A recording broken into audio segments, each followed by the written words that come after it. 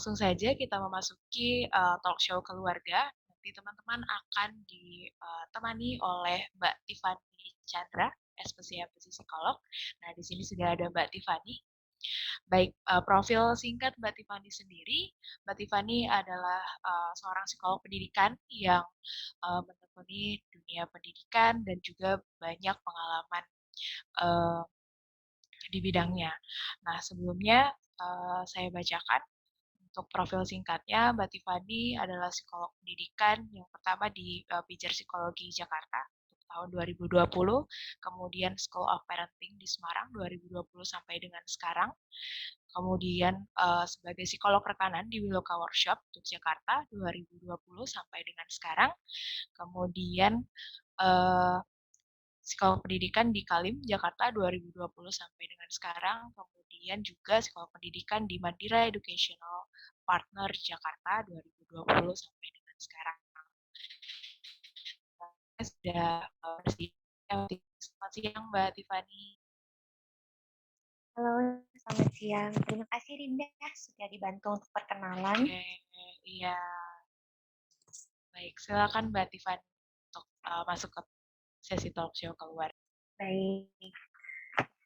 Selamat siang dan salam sejahtera saya ucapkan kepada Bapak dan Ibu dan rekan-rekan muda yang sudah hadir bergabung untuk memeriahkan 4 tahun berkaryanya Wiloka ya.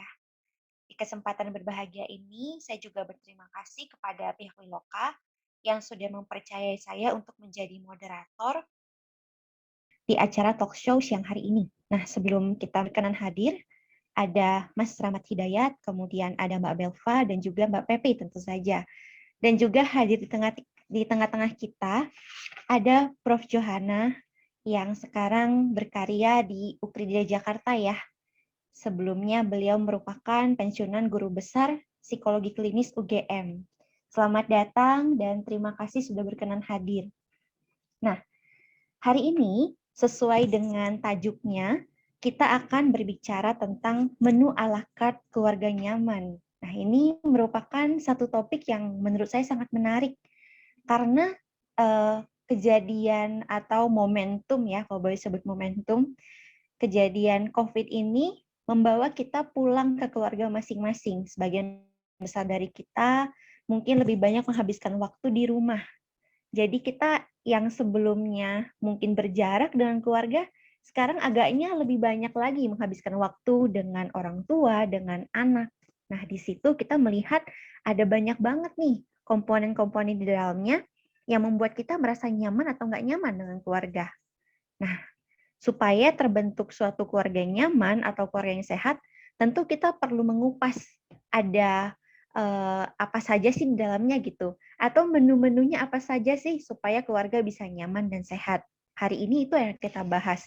Mulai dari peran masing-masing anggota keluarga, dari orang tua, kemudian anak, lalu bagaimana interaksi di antara berbagai peran itu, sampai nanti mungkin kalau waktunya cukup gitu ya, kita akan bahas lebih dalam lagi hingga ke kesehatan mental di keluarga, kemudian bagaimana sih budaya dan juga nilai-nilai spiritualitas itu membentuk suatu keluarga.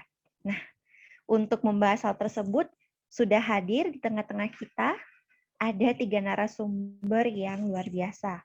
Yang pertama, ada Mas Rahmat Hidayat. Selamat siang, Mas Rahmat.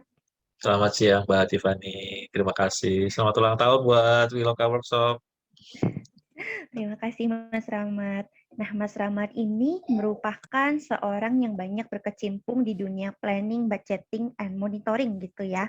Dan beliau ini ketika saya baca profilnya juga merupakan peneliti, seorang peneliti dan juga seorang di antaranya ada satu buku berjudul Catatan Ayah ASI. Jadi ini unik sekali ya. Biasanya kita kalau dengerin tentang ASI kayaknya yang bahas ibu-ibu. Tapi ternyata ada peran suami juga di sini. Nanti kita akan tanya-tanya lebih lanjut lagi. Lalu ini juga narasumber kita yang kedua yang juga luar biasa. Ada Belva Aulia. Halo Mbak Belva, selamat siang. Mungkin kalau saya panggil Mbak ketuaan nanti ya, jadi saya izin panggil Belva saja. Karena Belva ini masih seorang siswi SMA, teman-teman, atau Bapak dan Ibu juga. Jadi masih muda belia, tapi karyanya tidak main-main. Jadi, Belva Aulia ini merupakan seorang siswi dari SMA N1 Surakarta. Kemudian beliau ini aktif berkegiatan sosial yang biasanya berbasis komunitas ataupun proyek terkait perlindungan anak, pendidikan, dan pemberdayaan diri. Nah, beliau ini juga punya skill kreativitas dan public speaking. Dan pada tahun 2019, beliau ini menjadi perwakilan Indonesia untuk ajang Chat Friendly City Summit di Jerman. Luar biasa banget ya, muda-muda tapi udah banyak dan sudah kemana-mana. Nah, yang terakhir tentu saja ada Mbak Lucia Pepi Novianti yang kita semua sayangi gitu ya. Nah, sebelum saya perkenalkan, saya juga mau mengucapkan profisiat untuk Mbak Pepi karena 4 tahun berkarya Wiloka, artinya juga 4 tahun Mbak Pepi sudah berkarya dan membangun Wiloka hingga kita semua bisa berkumpul di sini. Sekali lagi selamat Mbak Pepi untuk Mbak Pepi dan juga Wiloka. Makasih Dan semua. beliau merupakan founder dan CEO dari Wiloka Workshop. Kemudian beliau ini juga merupakan seorang psikolog klinis yang banyak bekerja di ranah pendampingan korban kekerasan pada anak dan perempuan.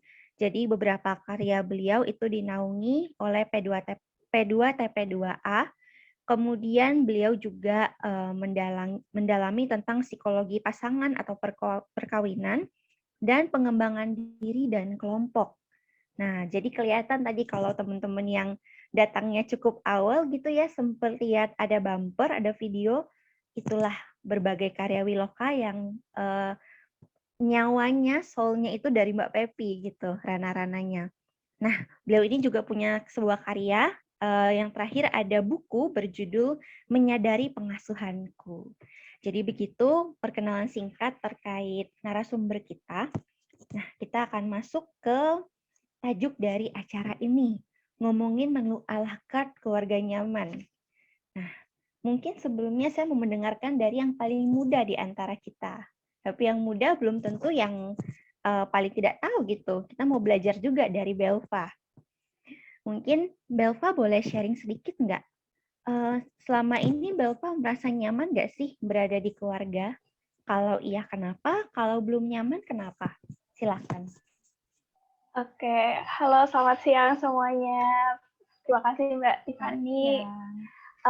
Kalau aku sendiri, alhamdulillah aku sudah merasa nyaman di rumah karena pada dasarnya kan kalau aku itu love language-nya quality time, words of affirmation, sama physical touch. Jadi aku merasa dari bahasa kasihku itu udah terpenuhi di rumah. Lalu untuk setiap kegiatan yang ada di rumah, lalu waktu-waktu yang dibuat sama ayah sama ibu di keluarga itu juga udah terpenuhi banget di rumah. Dan kunci dari keluarga yang nyaman menurut aku itu kan komunikasi yang baik, dan di keluarga aku juga alhamdulillah juga sudah menerapkan komunikasi yang baik satu sama lain, dan juga kadang saling belajar untuk meredam ego satu sama lain, jadi saling mengerti, orang tua mengerti anak, anak juga mengerti orang tua. Jadi hal-hal itu sudah diterapkan sangat baik di keluargaku alhamdulillah, tapi ya emang nggak semua keluarga, nggak semua anak merasakan nyaman di keluarganya masing-masing karena ada suatu hal, tapi insya Allah semoga di sini teman-teman ayah ibu dan teman-teman yang ada di sini bisa merasakan nyaman di keluarganya masing-masing. Itu Mbak Tiffany. Oke, terima kasih Belva, sharing yang sangat menarik gitu ya. Ternyata Belva itu tumbuh di sebuah keluarga yang nyaman, hangat gitu. Dan jadilah Belva yang hari ini kita kenal gitu dengan banyak prestasi. Nah, mungkin satu pertanyaan lagi Belva sebelum saya pindah ke Mas Rahmat dan Mbak Pepi. Tadi kan ada komunikasi dan lain-lain yang membuat Belva merasa nyaman di rumah. Nah, kalau kita balik ke tema kita tentang menu, kira-kira berarti menunya ada apa saja Belva untuk membentuk suatu keluarga yang nyaman menurut Belva? Silakan. Kalau di keluarga aku sendiri ada beberapa menu nih Mbak yang mungkin bisa aku sharing ke teman-teman dan Bapak Ibu semuanya. Yang pertama itu karena aku orangnya suka untuk diapresiasi. Jadi setiap pekerjaan kecil, even it's small thing, dan kata terima kasih itu sebenarnya sudah sangat cukup untuk mengapresiasi kegiatan kecil yang aku lakukan. Karena kadang kan tidak bisa dipungkiri remaja itu sering kali ada personal problem kayak self esteem atau self confidence atau self worth. Nah, dari situ hal-hal kecil yang diapresiasi sama keluarga itu sangat berguna untuk meningkatkan kepercayaan diri aku.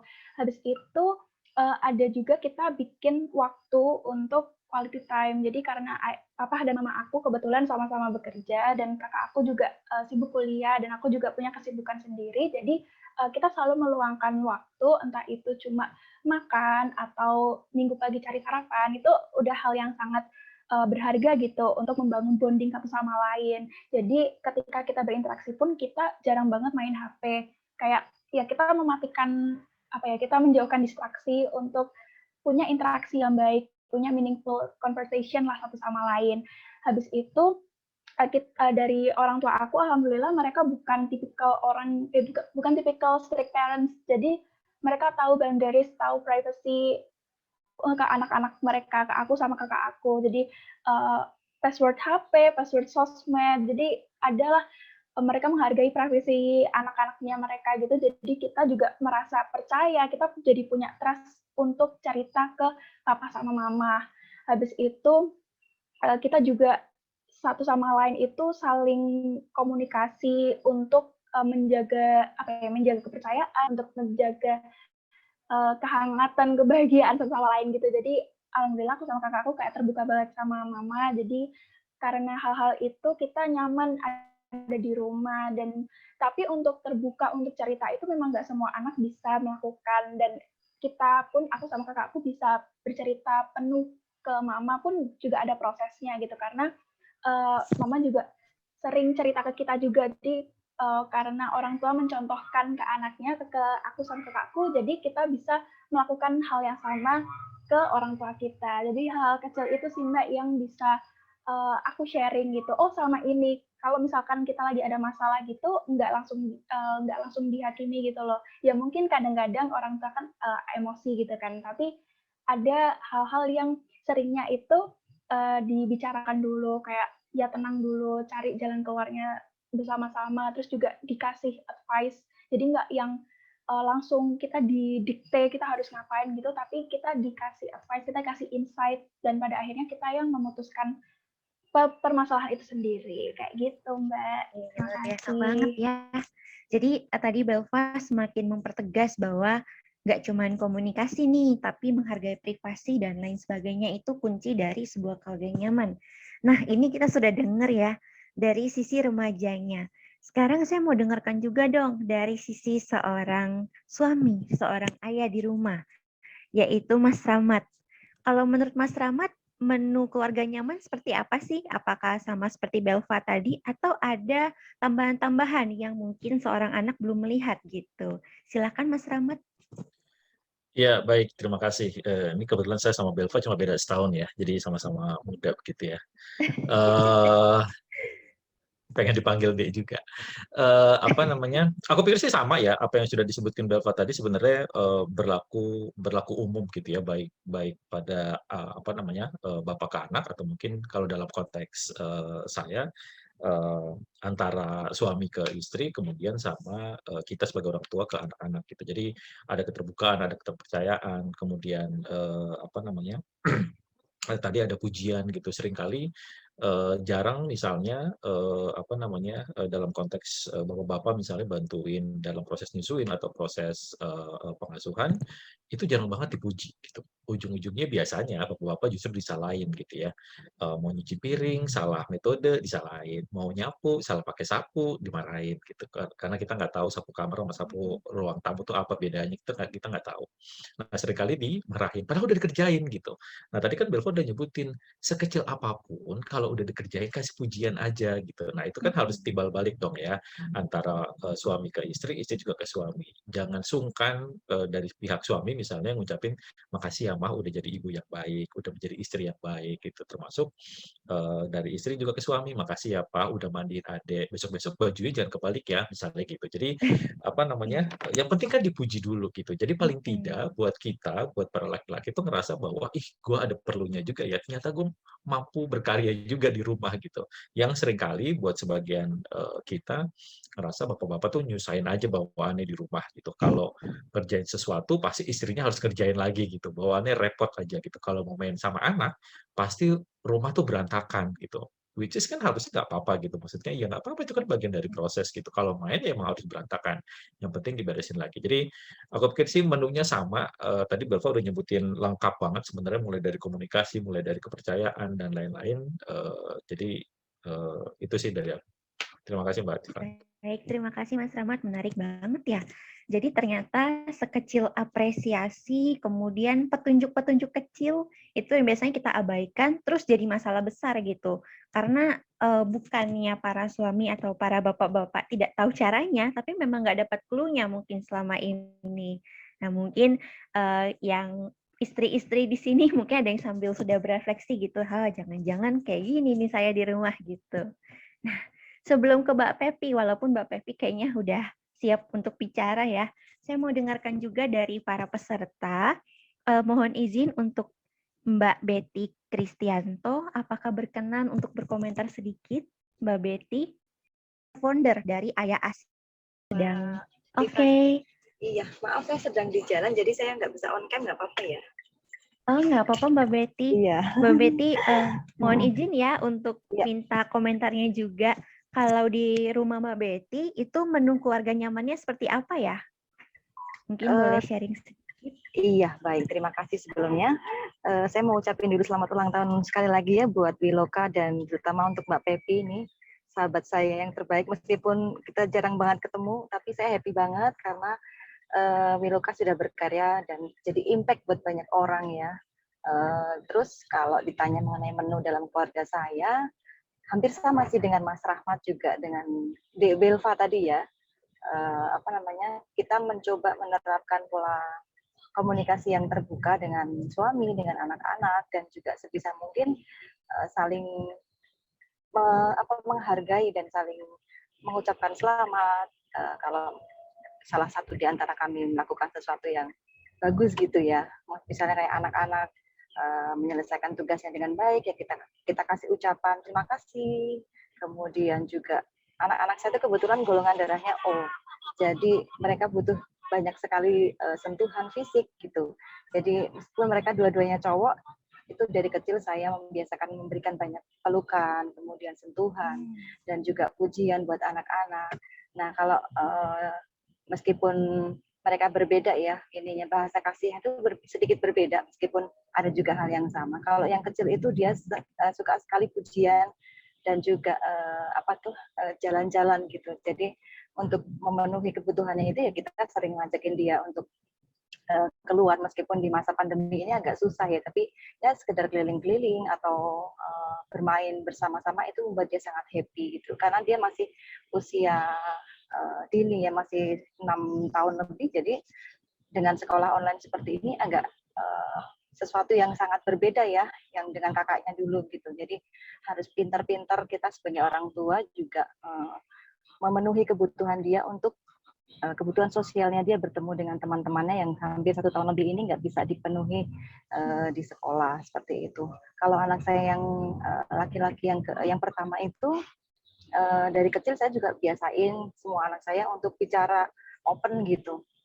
Apa yang terjadi di sekolah kita obrolkan, kemudian juga hal-hal yang lain. Sekarang kan kebetulan dia sudah SMA, jadi saya sangat bersyukur membangun bonding yang cukup dekat dengan anak-anak saya meskipun mereka laki-laki ya, tapi semuanya menurut saya cukup open. Bahkan sampai saat ini anak saya yang pertama juga sudah sering sekali bicara dengan saya, curhat seperti itu. Kemudian dia juga nggak canggung gitu. Ketika dia menceritakan tentang perasaannya selama pandemi ini, dia curhat apa yang dia rasain sih, kemudian bebannya dia selama 1 tahun terakhir ini seperti apa, dia pengennya bagaimana, bahkan sampai dia sudah punya proyeksi masa depan, misalnya dia kan baru umur 15 tahun ini, tapi dia sudah punya gambaran jauh ke depan bahwa dia bilang, Mami, aku nanti kuliahnya mau di sini, aku pengen seperti ini nanti, aku pengen berkarya di bidang ini dan segala macam. Jadi dia cukup open sama saya dan juga papihnya seperti itu. Ya meskipun masih sebagai orang tua juga masih banyak kekurangan tentunya saya dan suami. Cuman ya kami sebisa mungkin kuncinya adalah komunikasi tadi itu, Mbak Tiffany. Gitu. Jadi apapun kekurangan saya minta maaf. Kalau misalnya anak-anak ada yang salah, saya juga tegur. Gitu. Itu aja sih mungkin yang bisa saya tambahkan. Baik, terima kasih banyak Mbak Betty. Walaupun di jalan tetap semangat untuk Iya. sharing gitu ya. Iya. Nah, iya. mungkin satu lagi ya sebelum ke Mbak Pepi mohon bersabar ya. Satu lagi mohon izin juga untuk Mbak Fitri atau Ramah Yogasari, apakah berkenan untuk sedikit berkomentar? Halo, ya saya nggak pakai kamera ya. Ya nggak Soalnya apa-apa, Mbak sinyalnya Fitri. nggak bagus. Baik, ini Mbak Fitri juga merupakan bersama dengan Mbak Betty tadi ya, merupakan dua yang juga sering mengisi acara di Wiloka gitu sebagai narasumber. Jadi mohon izin untuk berkomentar juga. Kalau Mbak Fitri, bagaimana menu keluarga nyamannya? Terima kasih, saya Fitri dari Kampung Halaman. Selamat buat Wiloka. Mbak Tiffany, aku mungkin mau sharing ya, malah mungkin justru kebalikan, tapi ada korelasinya sama teman-teman, terutama yang di Belfast sampein.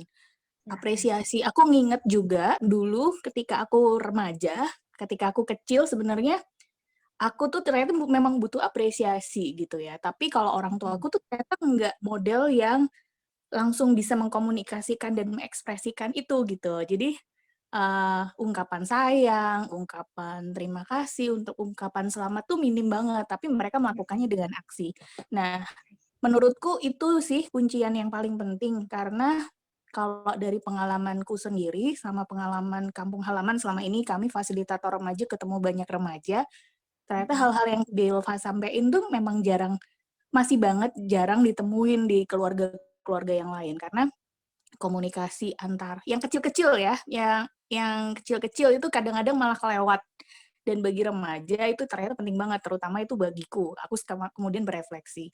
Jadi yang satu komunikasi dan terus apresiasi. Mungkin sama yang ketiga, ini ya, beruntung sebenarnya banyak keluarga, terutama yang tadi disampaikan adalah udah aware sendiri bahwa kalau sudah aware bahwa ini loh ada cara untuk mewujudkan sebuah ide keluarga yang ideal komunikasinya.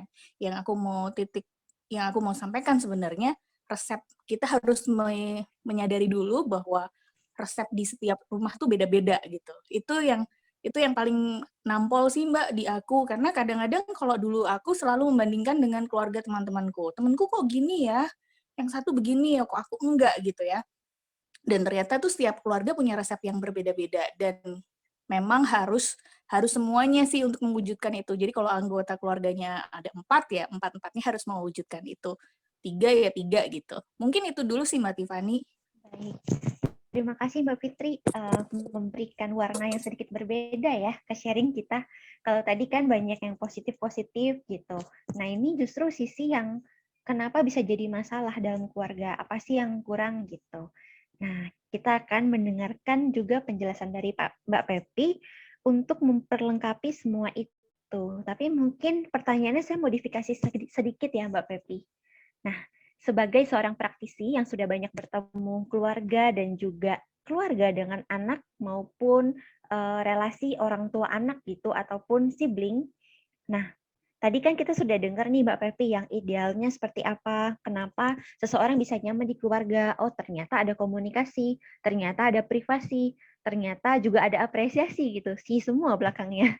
Nah, tapi biasanya Mbak Pepi temukan kalau sampai keluarga kemudian bermasalah, akhirnya harus ketemu Mbak Pepi gitu.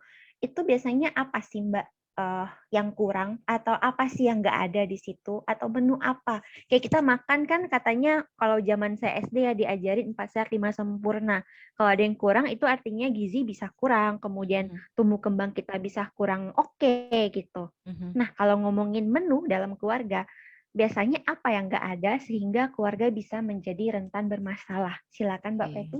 Terima kasih Tiffany. Pertama saya mau mengucapkan selamat siang dan terima kasih buat semua teman-teman yang hari ini hadir, terutama Mas Rahmat, Belva, Bu Menu, Prof. Johana, tadi ada juga Mbak Betty, Mbak Fitri, dan mungkin saya nggak sempat buka semuanya. Terima kasih, saya senang banget, merinding banget kita niat Wiloka siang ini untuk kita ngobrolin yuk apa sih yang diperlukan untuk membangun kenyamanan di keluarga, untuk bisa kita mendapat masukan. Banyak banget yang mendaftar dan bersedia hadir. Senang banget saya, terutama hari ini karena kita memperingati 4 tahun karyanya Wiloka gitu. Nah, kalau kemudian tadi jawab pertanyaannya Tiffany ya, apa sih yang kemudian biasanya menjadi tantangan, hambatan, dan nyambung juga dengan yang disampaikan Belva, Mas Rahmat, Mbak Fitri, Mbak Betty gitu. Saya mencatat gitu setidaknya ada 4 poin yang mudah sekali membuat situasi keluarga itu menjadi nggak nyaman atau sulit menjadi nyaman. Tadi kan saya mendengar tentang kurangnya apresiasi, kurangnya apa ya, saling mau mendengarkan misalnya begitu. 4 poin yang saya catat yang mungkin bisa mewadai, yang pertama adalah rasa aman. Aman itu baik fisik, baik mental gitu ya, psikologis, bahkan aman secara emosi. Itu saya perhatikan itu cukup menjadi kayak urutan teratas gitu, bahwa keluarga itu nyaman atau enggak. Jadi aman itu ya tidak hanya fisik, kadang ada keluarga yang aman secara fisik ya, rumahnya oke, fasilitasnya baik semua serba terpenuhi, ternyata juga si anak atau si anggota keluarga nggak nyaman gitu. Ternyata dia aman secara fisiknya, secara ekonominya, tapi nggak secara mentalnya. Atau ternyata nggak aman secara tanda kutip seksualnya karena di dalamnya terjadi kekerasan seksual misalnya gitu. Itu yang pertama, jadi aman dalam berbagai aspek. Yang kedua, bagaimana masing-masing anggota keluarga itu dapat bertumbuh dan berkembang. Nah, ini tadi nyambung juga dengan persoalan analoginya ke kesehatan tadi ya, Tiffany ya. Jadi kayak oke, bahkan ketika anak itu fisiknya tidak bertumbuh, tentu nggak nyaman kan bagi semuanya. Orang tua itu udah bikin, aduh kok anakku nggak tambah-tambah beratnya ya. Muncullah stres psikologis. Ini ceritanya curhat sedikit ya dengan anak terakhir saya yang kayaknya udah tak usahain banget makan gitu, tapi kok tiap ditimbang segitu doang, rusak deh timbangannya. Tapi ternyata ke beberapa dokter pun timbangannya juga segitu gitu. Ternyata juga menimbulkan ketidaknyamanan di keluarga.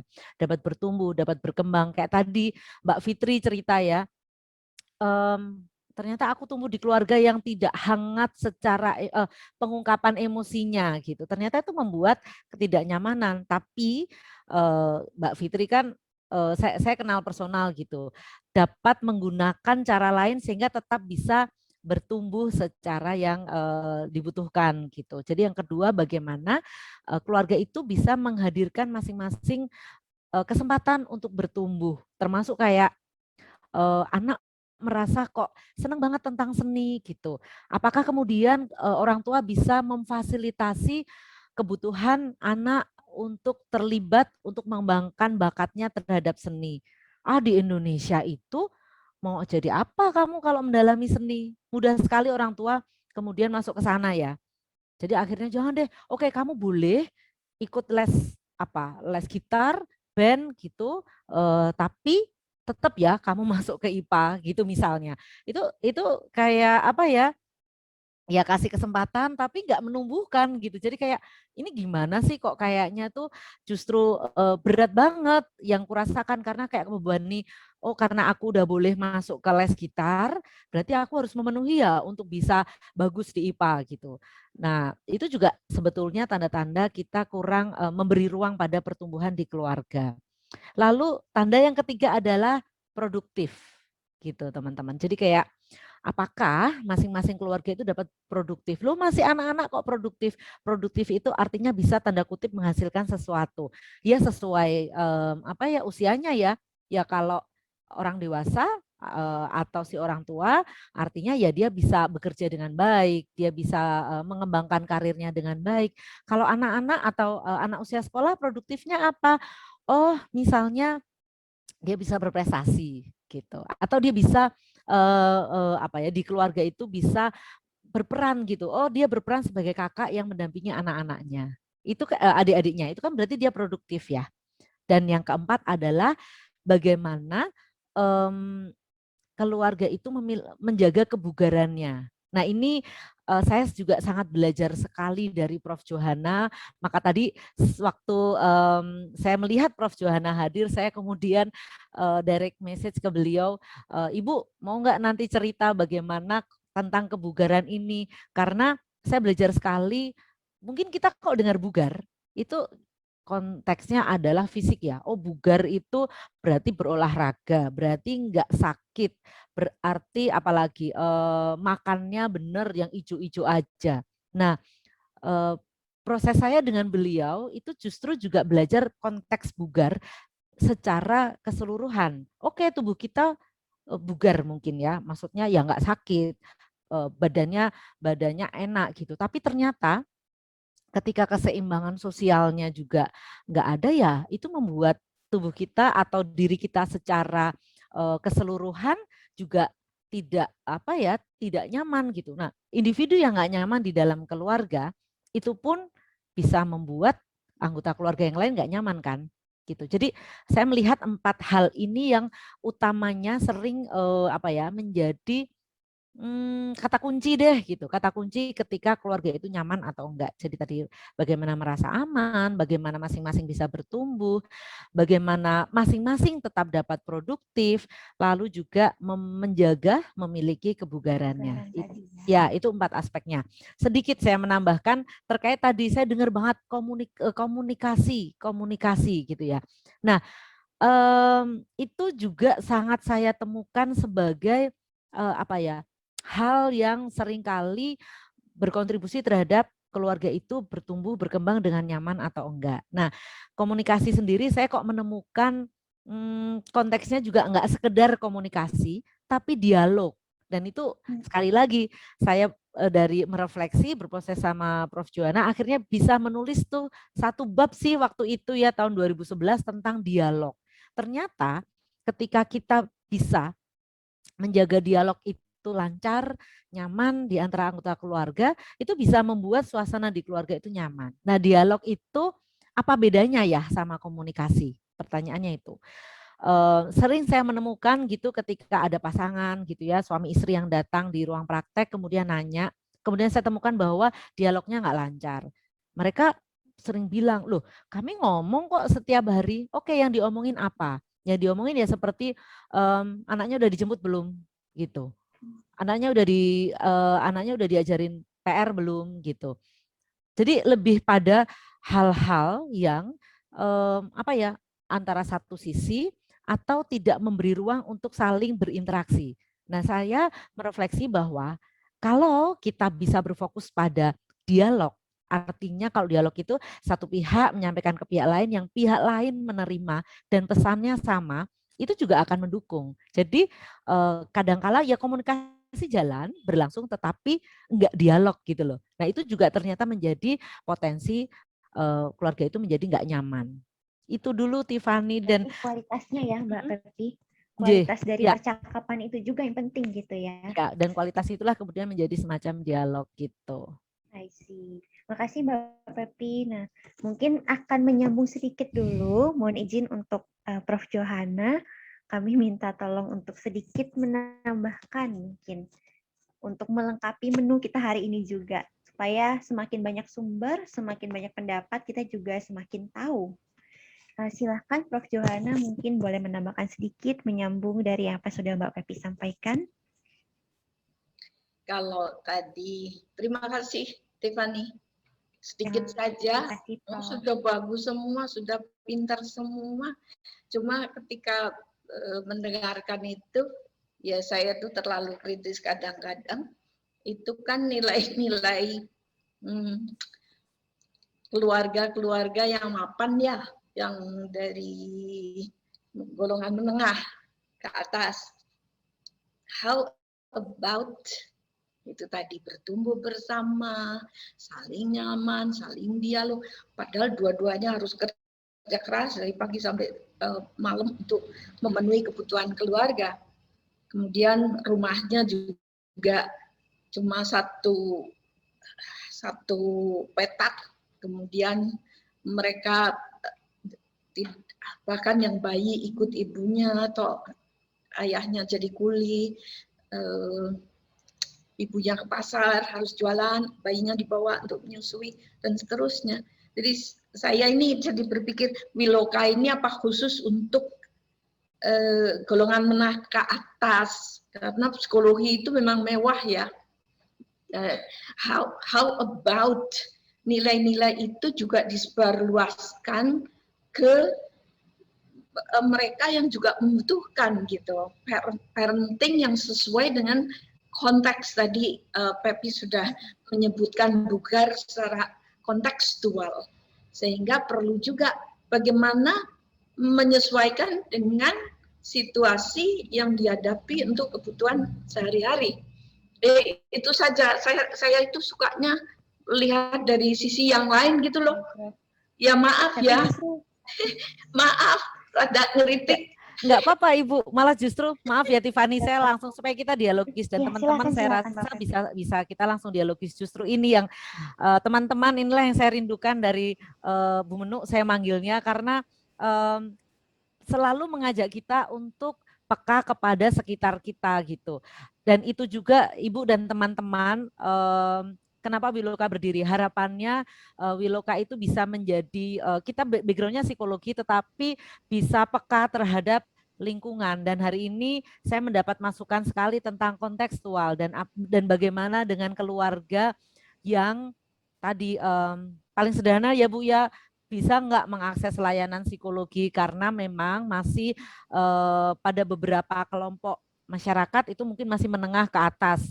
Nah, perlu memikirkan juga, dan ini menjadi catatan kami Bu, mungkin kita bisa membawa ini untuk mencari pihak lain yang bisa memfasilitasi hal-hal seperti ini.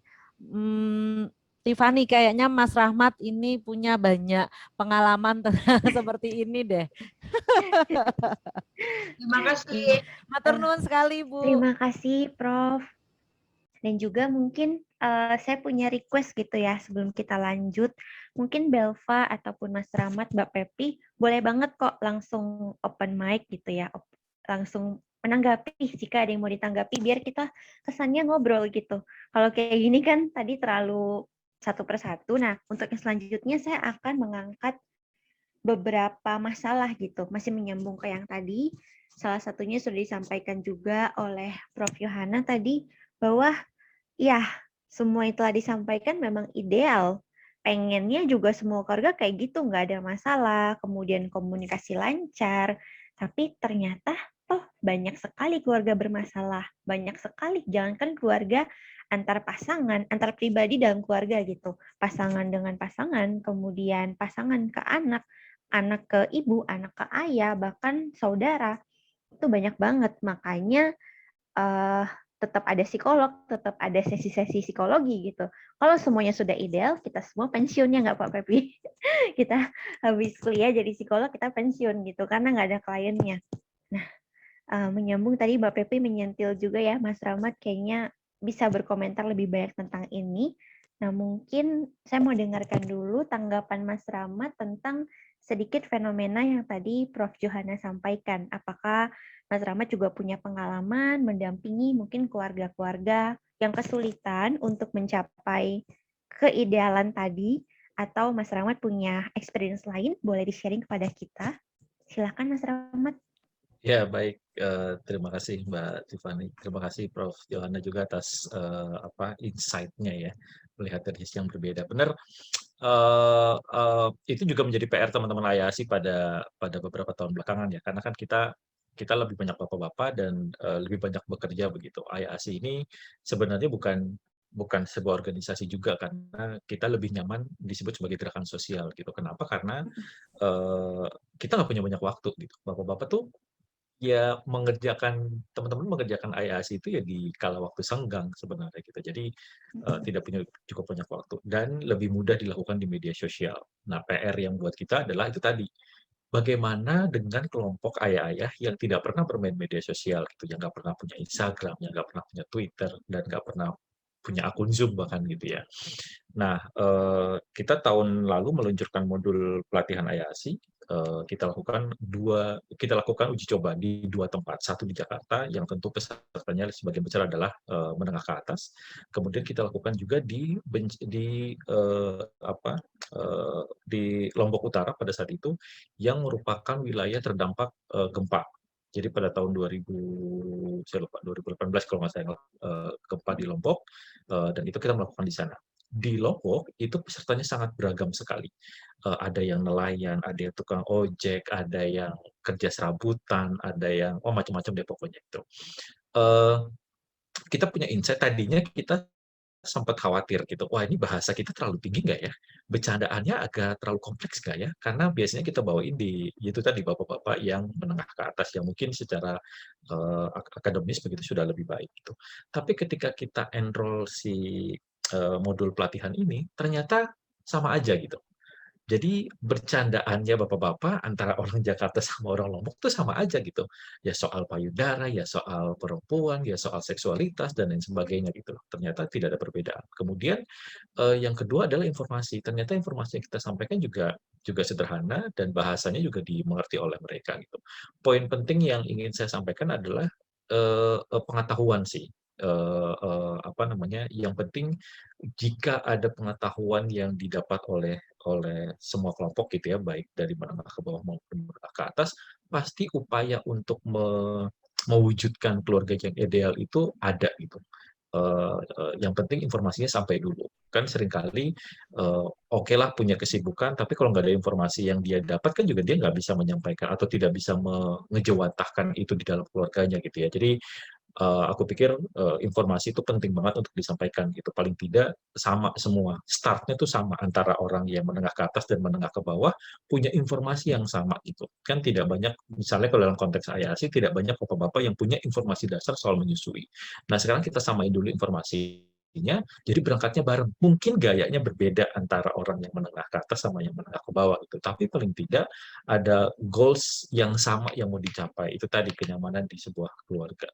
Jadi aku pikir PR kita semua bukan cuma IASI dan bukan cuma Biloka. Aku pikir bagaimana informasi yang kita punya ini tadi Prof. Jonas sudah menyampaikan disampaikan seluas-luasnya ke banyak pihak. Dan aku pikir di ruang Zoom ini ada banyak pakar, ada banyak orang-orang yang cukup punya kompeten di situ. Aku pikir itu sharingnya Mbak Tiffany. Terima kasih. Baik, terima kasih Mas Rahmat. Oh ya, sebelum melanjutkan, saya mau mohon izin juga di sini agak berisik karena sedang hujan deras. Semoga tidak terlalu mengganggu di audionya. Ya, tuh hujan berkat gitu ya, untuk meramaikan ulang tahunnya Wiloka. Nah, habis kita mendengar dari sisi Prof tadi, Mbak Pepi, juga Mas Rahmat dari sisi ayah dan orang tua. Mbak Belva ini juga ternyata punya banyak pengalaman gitu terkait dengan keluarga, karena beliau ini juga senang atau banyak terlibat dalam kegiatan tentang perlindungan anak gitu ya. Nah mungkin Mbak Belva mau cerita sedikit juga. Kalau dari sisi anak, tadi kan kita udah dengar sisi idealnya juga ya dari Mbak Belva bahwa di keluarga syukurnya semuanya aman, terkendali gitu sehingga Mbak Belva nyaman di dalamnya.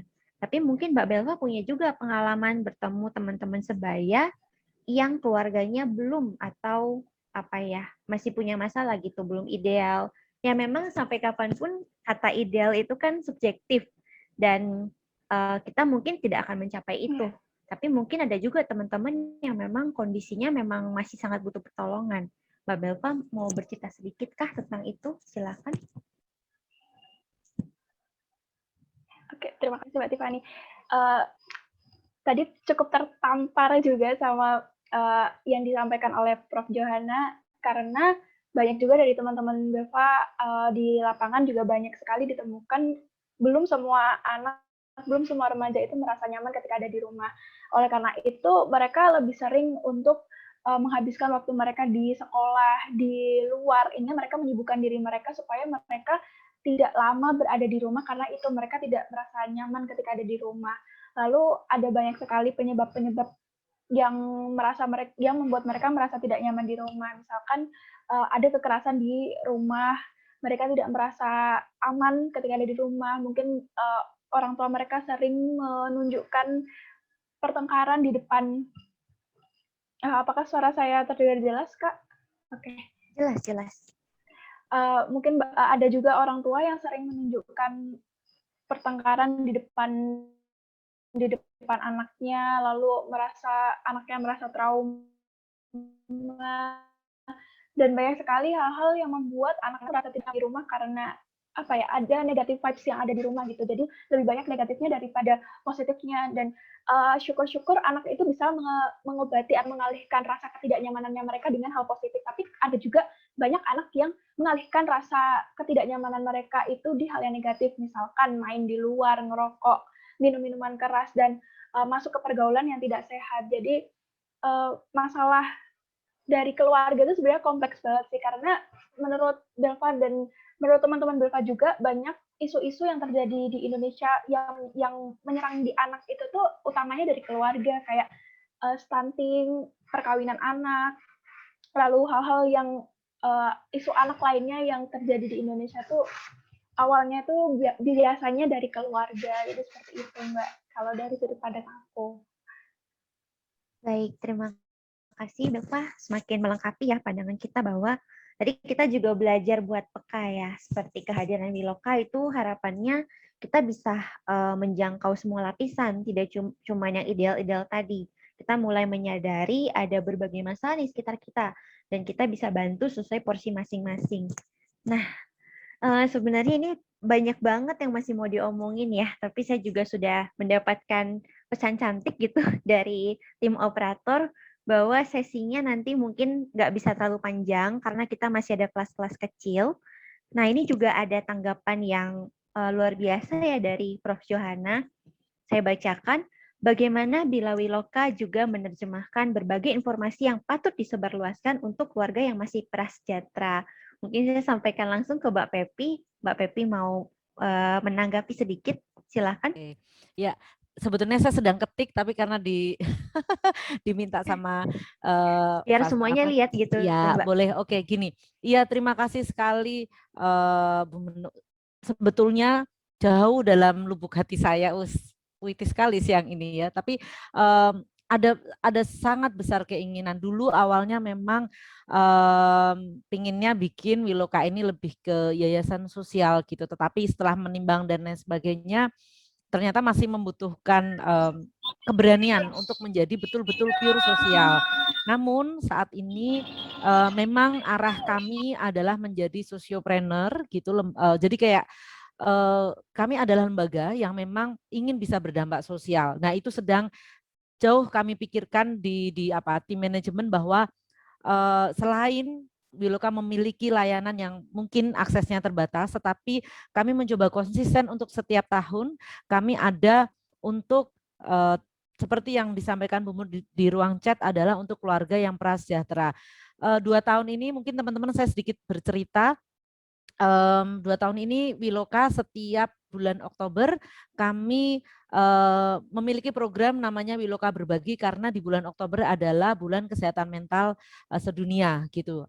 Di situ kami memberikan pendampingan sebagai CSR kami yang memang menjadi layanan CSR-nya, jadi tidak berbayar. Nah, mungkin kemarin-kemarin informasi ini masih terbatas karena kami pun masih menginformasikannya mungkin ke beberapa kelompok, tetapi sebelum pandemi berarti di 2019 ya 2018 itu ada sekitar 5 kelompok yang kami kunjungi, rata-rata masih kelompok ibu-ibu, Mas Rahmat gitu. Jadi entah ya kenapa kok kalau kita bicara psikologi dan keluarga itu kemudian yang mengakses tuh ibu-ibu gitu loh. Nah, nanti mungkin habis ini saya bisa banyak brainstorm sama Mas Rahmat gimana supaya keluarga ini bukan tentang hanya ibu-ibu aja, tapi juga perlu kolaborasi dengan bapak-bapak. Nah, kalau tentang remaja di 2019 kami senang sekali diajak dijawil terus sama Yayasan Kampung Halaman untuk mendampingi remaja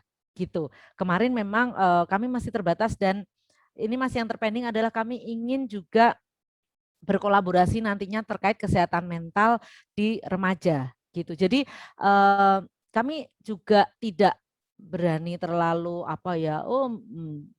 muluk-muluk menjanjikan atau apa Wiloka bisa apa, tapi kami sedang memproses untuk bisa balance antara layanan yang memang kami bangun dan dampak sosial yang juga ingin kami ciptakan. Dan kami pingin kami merasakan masih butuh dukungan gitu. Jadi entah nanti kolaborasi dengan banyak pihak, kami terus terbuka untuk itu. Dan di sini sekalian sih saya terima kasih sekali kepada Aku Pintar. Aku Pintar itu mendukung kami gitu. Memang kesannya kan Aku Pintar itu belajar gitu, mungkin malah kayak les-lesan gitu. Tapi saya tahu sekali kemarin kami baru banyak brainstorm, Aku Pintar ingin menghadirkan suatu layanan pendampingan belajar yang tanda kutip free. Dan ini sedang dalam proses Wiloka bekerja sama, kami akan masuk di sisi kesehatan mentalnya untuk para remaja dalam proses belajar. Karena ternyata setidaknya tahun 2011 sudah ada 2 remaja yang bunuh diri akibat katanya efek belajar dari rumah. Jangan dibilang hanya 2 angkanya. Angka 2 itu sudah besar ketika itu menyangkut nyawa kan. Nah, artinya memang tentang kesehatan mental itu kita bisa masuk ke banyak lini. Jadi kami mohon dukungan dan silahkan mengakses Wiloka karena kami sangat terbuka untuk kerjasama. Gitu mungkin Mbak Tiffany yang bisa sedikit saya ceritakan tentang Wiloka dan kami masih terus mencoba mengembangkan untuk bisa balance di 2 sisi itu. Gitu. Iya, Mbak Pepi, terima kasih. Nah, di 10 menit terakhir ini suara saya masih cukup jelas ya. Oke. Nah, mungkin kita akan isi dengan pendapat dari masing-masing narasumber terkait bagaimana sih kita bisa masuk tadi ke teman-teman yang mungkin masih butuh bantuan, juga kalau ada orang terdekat kita yang kira-kira butuh bantuan terkait keluarga, apa yang bisa kita lakukan? Nah, pertama dari Belva mungkin mau cerita sebagai seorang remaja gitu, karena kalau kemarin melihat profil para peserta yang hadir hari ini banyak juga yang masih remaja, masih dewasa awal gitu. Sebagai seorang remaja, kita bisa bantu apa sih gitu? Kalau kita bertemu dengan teman-teman yang mungkin kayak tadi Belva cerita ya, ada juga teman-teman yang masih mengalami problem gitu di rumah, entah kekerasan, entah orang tuanya berantem. Kita as a friend gitu, sebagai peer, kita bisa ngapain gitu? Belva boleh sharing sedikit? Oke, terima kasih Mbak Tiffany. Kalau aku sendiri biasanya hal yang aku lakukan adalah menemani mereka, jadi mereka merasa kalau mereka tuh nggak sendirian menjalani semua ini. Jadi biasanya mereka kan merasa sedih sendiri, mereka menjalani ini tuh sendirian gitu. Jadi peran sebagai teman untuk menemani mereka di masa-masa sulit itu sangat berarti dan sangat penting untuk terutama untuk support di diri mereka sendiri sih. Lalu habis itu membantu sesuai porsi dan peran yang bisa kita lakukan. Kayak tadi Mbak Tiffany bilang, kita bisa membantu orang lain sesuai dengan porsi kita masing-masing. Kalau boleh cerita, Belva tergabung di sebuah organisasi anak namanya Forum Anak, dan di sini itu Forum Anak bermitra dengan pemerintah.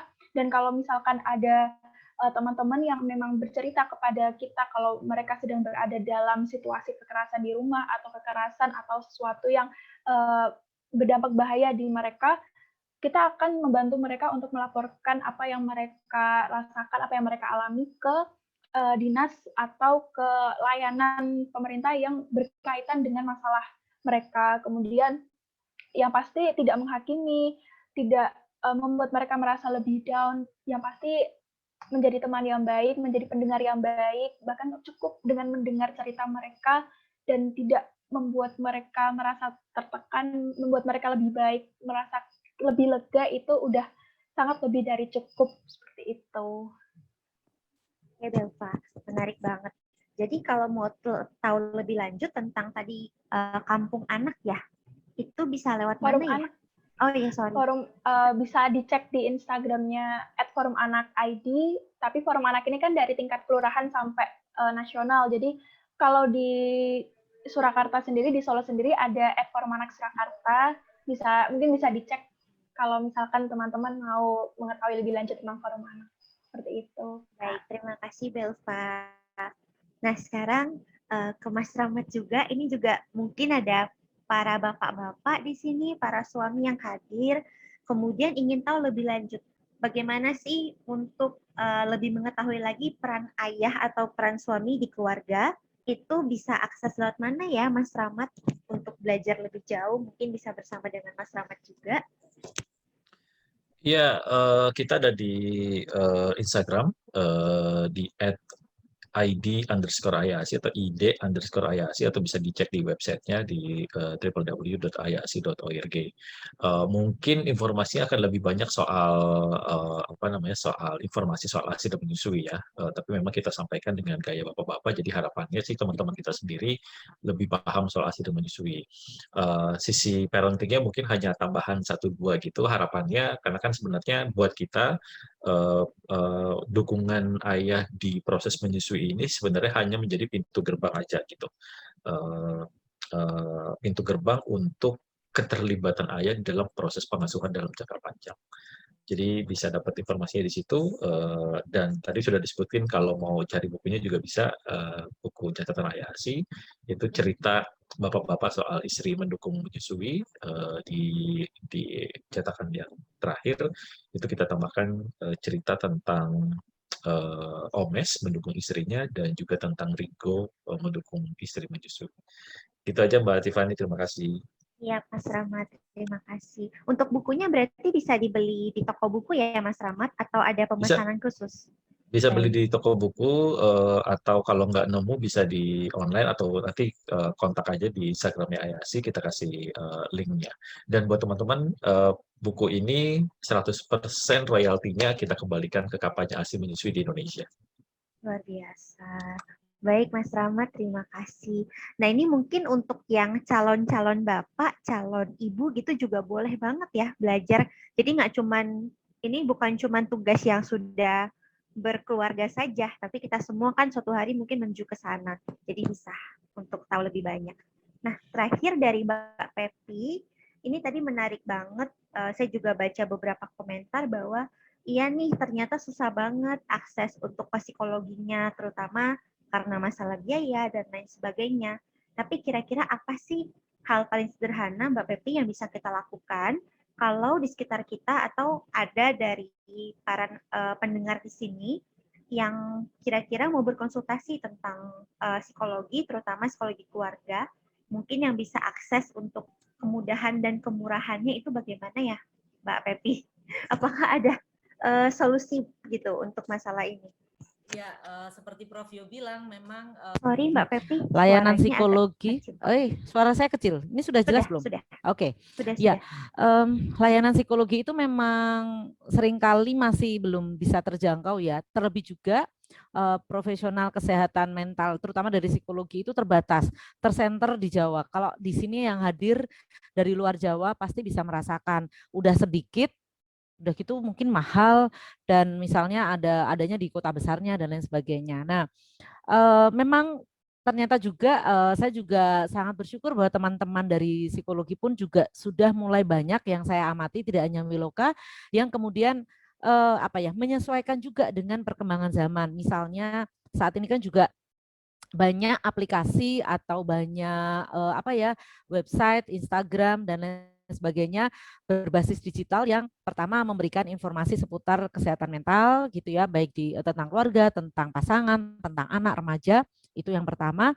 Juga sebetulnya banyak juga komunitas-komunitas di daerah loh. Cuman ya seperti perjalanan Wiloka bahwa yang kenal tuh juga masih terbatas, dan saya belajar teman-teman bahwa sekarang itu zamannya adalah berjejaring. Untuk bisa kita berdampak itu berjejaring, bahwa kemudian misalnya kayak nanti gimana, yang lebih terkenal, yang lebih maju, yang mana. Nah, itulah gunanya kerjasama. Lagi-lagi nih, ketika kalau saya ingat kata kerjasama, saya ingat lagi apa yang saya pelajari dari Prof. Johanna, kerjasama itu dua pihak akan mendapat keuntungannya. Jadi artinya sebetulnya kalau kerjasama dengan cara yang benar itu dua-duanya itu berkembang loh gitu. Jadi jangan takut untuk bekerja sama. Itulah juga sebetulnya Wiloka terus membuka ruang, membuka pintu untuk kerjasama. Nah, balik lagi bagaimana kita mengakses. Sebetulnya sekarang sudah banyak, tapi seperti Mas Rahmat tadi bilang bahwa ya tidak semua orang bisa mengakses gitu. Punya smartphone itu tidak jaminan bahwa dia bisa mengakses gitu ya. Jangan-jangan malah justru mengaksesnya salah. Misalnya kayak melakukan self diagnose. Sebetulnya cemas itu biasa, tapi karena katanya di situ aku obsesif kompulsif, aku gangguan kepribadian ABC, justru menjadi kayak terlalu cemas, terlalu kemudian panik dan seterusnya. Artinya, pertama kita punya media digital, maka kita bisa mengakses itu dulu untuk self help, gitu kan? Lalu ketika kita coba untuk melakukan self help, tapi ternyata kok tidak lebih baik, malah aku semakin menjadi buruk, itu tandanya kita perlu mengakses profesional. Sekarang sih kalau psikolog klinis gitu ya, sepertinya hampir di semua rumah sakit daerah itu ada teman-teman, dan beberapa daerah sudah bisa menggunakan BPJS. Jadi artinya kalau punya keterbatasan dari segi ekonomi mungkin itu bisa menjadi salah satu alternatifnya. Jadi kata kuncinya kalau masih kita bisa berpikir, punya kontrol diri baik, mungkin bisa tetap melakukan self help, kita mencari informasi itu. Tapi ketika kita udah coba dan kemudian nggak ada efeknya atau justru menjadi kondisinya lebih negatif, yuk kita coba menghubungi profesional. Kalau kita punya Instagram, kita bisa akses di Google website, itu banyak sekarang teman-teman. Tapi kalau kita punya keterbatasan, mungkin bisa datang ke puskesmas, tanya, atau ke rumah sakit, dan kita memanfaatkan BPJS-nya. Sedikit bocoran, saya sedang menulis juga tentang bagaimana menangani krisis di keluarga, bekerja sama dengan penerbit Andi, tapi baru saja masuk, jadi mungkin baru entah akhir tahun ini atau tahun depan baru buku itu keluar. Begitu mungkin dari saya, Tiffany. Baik, terima kasih Mbak Pepi. Nah, sepertinya waktu kita juga sudah durasinya sudah mau berakhir gitu. Jadi saya akan sedikit menyampaikan kesimpulan. Hari ini kan kita ngomongin tentang menu à la carte. Dan tadi juga sempat kita bahas menu tiap keluarga itu yang mungkin beda-beda gitu. Sama komponen dasarnya harus sama, kayak kita makan biasanya ada nasi, cenderungnya ada nasi gitu. Terus ada lauk, ada buah-buahan, dan lain-lain. Tetapi kan selera itu beda-beda. Ada yang mungkin lebih suka asin, ada yang gurih, ada yang sukanya pedas gitu. Nah makanya tadi Mbak Pepe menyampaikan ada nih 4 komponen utama yang harusnya ada dalam setiap keluarga. Tapi nanti porsinya bagaimana, dinamikanya bagaimana, kembali ke keluarga masing-masing. 4 komponen utama itu adalah rasa aman secara lahir dan batin gitu ya. Bukan cuma keamanan ada rumah, punya tempat bernaung, tapi lebih dari itu, secara emosi bagaimana, secara psikologis bagaimana. Kemudian ada ruang untuk tumbuh kembang masing-masing anggota keluarga, jadi bukan hanya fokus ke anaknya, kemudian orang tuanya tidak terawat gitu, tapi semuanya sama-sama bertumbuh dan berkembang. Lalu ada sisi produktifnya, bagaimana keluarga itu menghasilkan sesuatu di tingkatan personal maupun sebagai keluarga. Dan yang terakhir ada kebugaran yang tidak terbatas pada kebugaran fisik juga. Itu mungkin 4 menu yang bisa kita cek kembali apakah sudah ada keempat komponen ini di menu keluarga kita. Tapi nanti urusan porsinya lebih banyak di mana, kemudian dinamikanya seperti apa, itulah peran dari tadi yang Belva dan Mas Rahmat sampaikan, ada komunikasi, ada privasi, dan lain sebagainya. Itu menjadi bumbu pelengkapnya. Kira-kira itu yang bisa saya simpulkan dan saya sampaikan. Terima kasih kebersamaannya di talk show kita kali ini. Saya mohon maaf jika ada yang kurang berkenan. Dan terima kasih sekali lagi untuk Mas Rahmat, Belva, dan juga Mbak Pepi. Dan juga tadi ada Prof. Johanna, Mbak Fitri, dan Mbak Becky. Terima kasih untuk semua pendapatnya. Semoga para pendengar juga mendapatkan insight dan kebermanfaatan dari sesi kita kali ini.